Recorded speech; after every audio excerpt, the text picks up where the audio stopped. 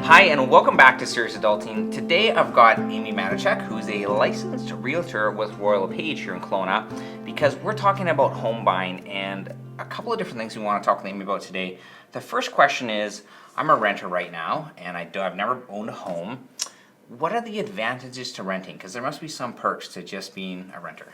For sure, and home ownership's legit adulting, right? It's a big decision, and many people before they make that decision, they're renting. Sometimes they're still living at home and they're trying to decide if this is right for them. There's some big pros to renting, and I'm not here to tell you that there aren't, because there really are. Number one, you don't have to come up with down payments. Nice. It's all your maintenance costs, right? Your down payment, your property taxes, if you were living in a condo, any of that, strata fees and maintenance fees, which is a huge concern to a lot of people, maintaining those costs.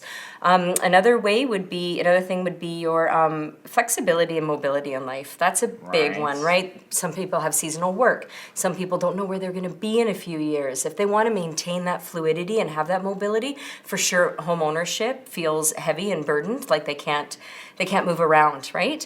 Another one, and this is sort of for the people that are defenders of renting overall, is that it frees up your money for investing elsewhere. So when you're in markets where home ownership is really high, say in Vancouver or Toronto, the rental rate, even though seems high, comparatively is not, it's low.